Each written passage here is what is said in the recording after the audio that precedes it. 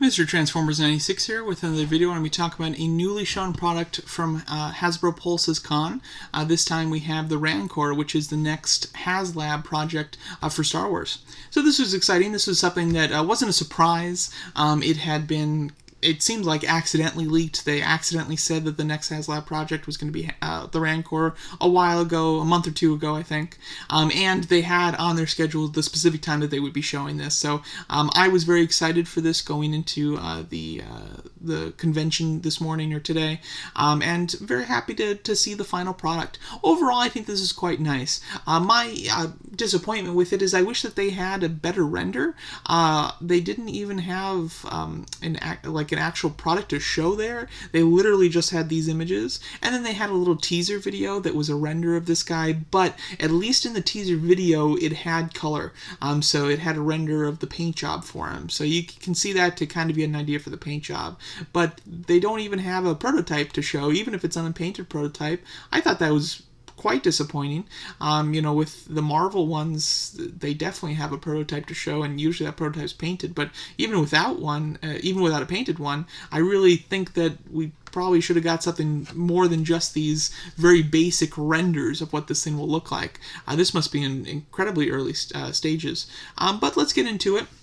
When it comes to HasLab stuff, seeing the vehicles is fun, but I'm too into the vehicles. I never have been. I'm more into characters, which is why I think the first time I bought a HasLab project figure was with Marvel, because they started off with like actual figures.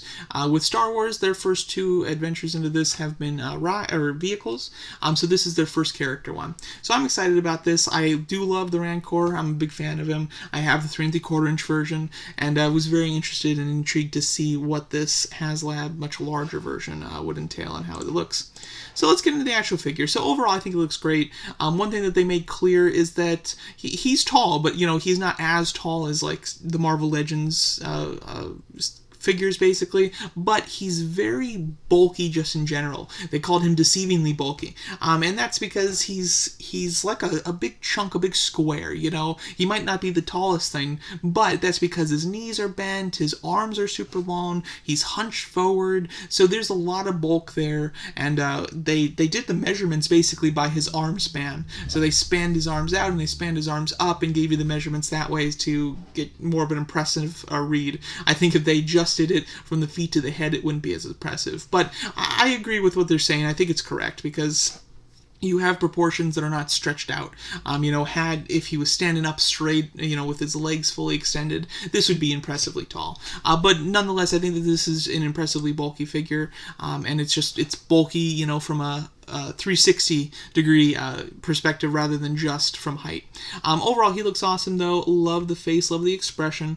One thing that they talked about is this thin of drool right here. That's something that I'm really glad they kept and they added. I think that it looks really good. It kind of sets it apart. You don't like see something like that usually in figure form, and I think that it looks great though.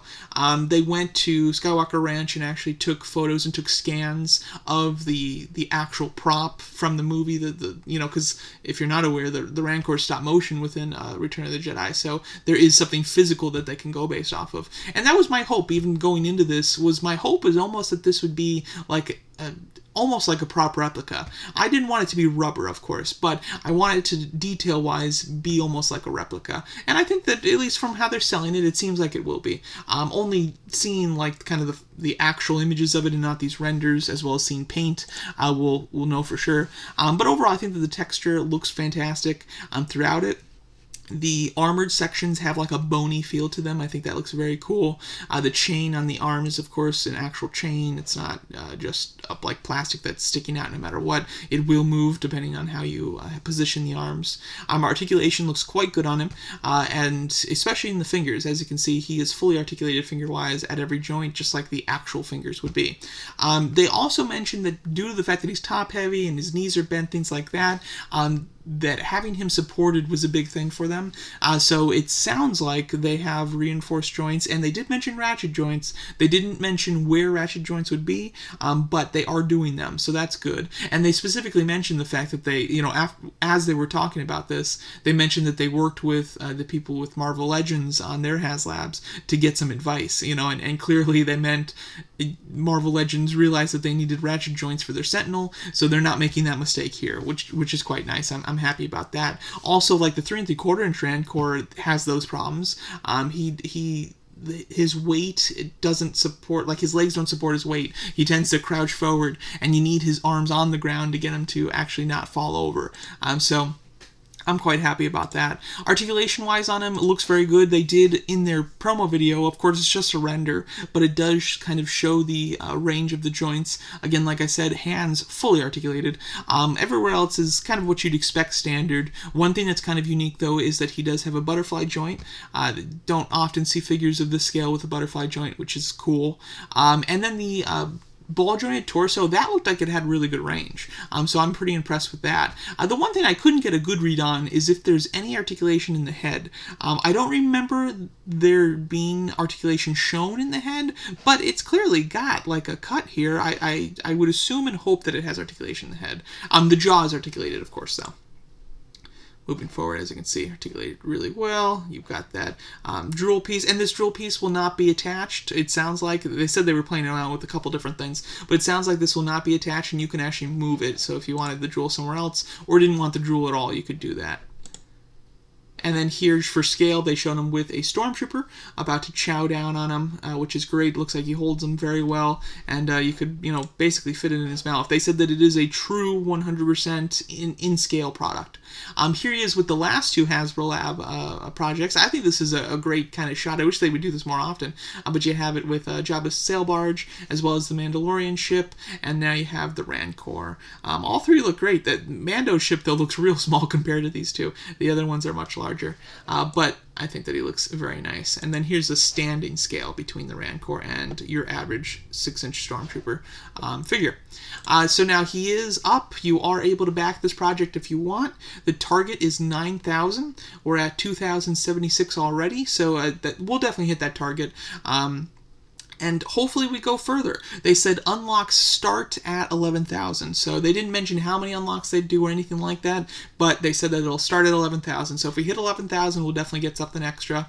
As far as what he could have extra, this is a character that, unlike some of the other ones, unlike like other characters, he's not in much of the movie, so it's very easy to determine what he would come with. Obviously a Luke figure, a Gamorrean Guard figure, and a Bone. Like, those are the things that I think he can come with. I can't imagine there would be anything else, unless they want to do like a backdrop. I mean, that would be cool, I guess. But I don't think that they can do anything else. Oh, and also the Rancor handler. So those would be the other ones. Come to think of it, because, we have figures of the other 2 characters already. I bet that Rancor handler is like maybe the first unlock. That would be cool. The price on this guy is $350. I think that that's a bit much. I definitely would have liked this. $250 would have been really nice. $300 I would say max. $350 I do think is overpriced. Don't get me wrong, he's bulky, but he doesn't seem to be as intense or come with as much stuff as your Sentinel, your Galactus, things like that, and he's the same price as the Sentinel. So unless his unlocks are great and very bulky, but again, like, we know what the unlocks can and probably will be, so I don't think that they're going to be anything intense, but I think that he is a little overpriced. We have until the 6th of December to back this, to get it fully funded. And yeah, I'll be interested to see how it sells. Obviously, unlike the Sentinel or anything like that, it's a character that you can't army build. I mean, who wants more than one Rancor, unless you want to paint one like the game or something. But so that might limit it as far as how many people will back it. But I do think that we should be completely fine to get it to 9,000.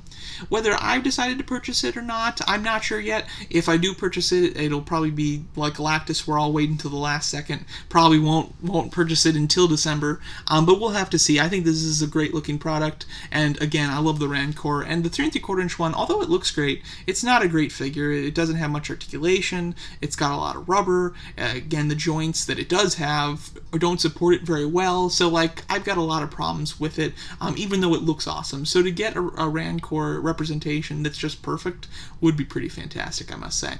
So there you go. That's my thoughts on this new HasLab Star Wars product, being the Rancor. Let me know what you guys think of it, as well as, you know, if you think that it was good enough to show just kind of these unpainted renders rather than having like an actual prototype there. I mean, that's kind of the point of a convention where you've got people there and they're showing the toys. It would have been really nice for them to physically show the Rancor, especially since you get an idea of scale, like how it is for somebody to hold it, you know? And that's why I think the Marvel Legends does just a really nice job with their live streams. I assume that their panel tomorrow is going to be so much better than the Star Wars one. Nonetheless, though, very excited about this new product. Let me know what you guys think of it, and thanks so much for watching.